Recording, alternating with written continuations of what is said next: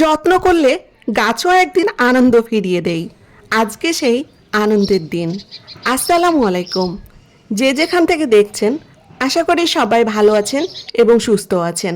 গ্রামের মেয়ে আখির ব্লগ চ্যানেল থেকে সবাইকে স্বাগত জানিয়ে আজকের এপিসোডটি আমি শুরু করতে যাচ্ছি। তাহলে চলুন শুরু করা যাক। আজকের সকালটা শুরু হলো একদম অন্যরকম একটা আনন্দ দিয়ে।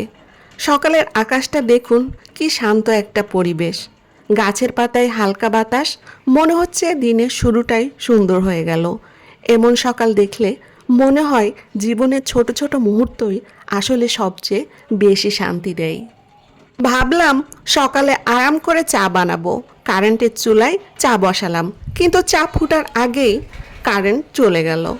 তাই আর কি গ্যাসের চুলায় আবার চা বসাতে হলো। গরম গরম চা তৈরি হয়ে গেল। চা ফ্লাক্সে ঢেলে রাখলাম আর নিজের জন্য এক মগও রাখলাম। আর একটা কথা বলি, আমি কিন্তু চায়ে মুড়ি দিয়ে খেতে খুব পছন্দ করি। আপনারা কে কে চায়ের সাথে মুড়ি খান অবশ্যই কমেন্টে কিন্তু জানাবেন। তারপর মা বলল, ড্রাগন ফলগুলো তো সব পেকে গেছে, চলো তুলে নিয়ে আসি। আমি আর মা চলে গেলাম ছাদে।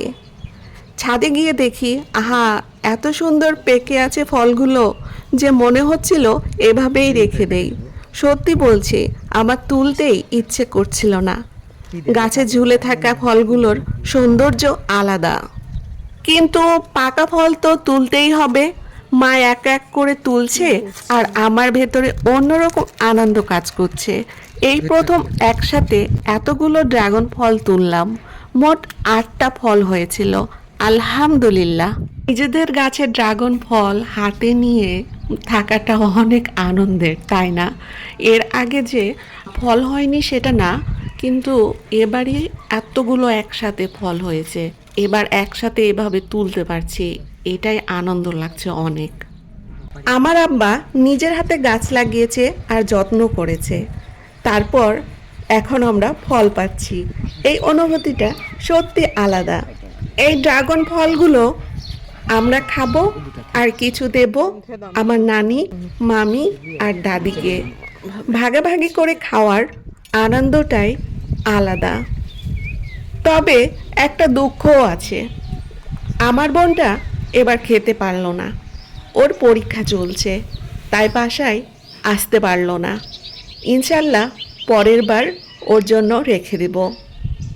আমাদের গাছে যে এতগুলো ফল ধরেছে, ওকে এবার দেখানোর সুযোগ হয়নি, তবে আমার ভিডিওর মাধ্যমে দেখে নেবে। মনে রাখবেন, সুখ সব সময় বড় কিছুর মধ্যে না, অনেক সময় একটা শান্ত সকাল আর নিজের গাছের ফলেই লুকিয়ে থাকে। ভিডিওটি যদি ভালো লাগে তাহলে লাইক, কমেন্ট ও শেয়ার করবেন। আর যারা নতুন তারা সাবস্ক্রাইব করে পাশে থাকবেন। আজকে এই পর্যন্ত।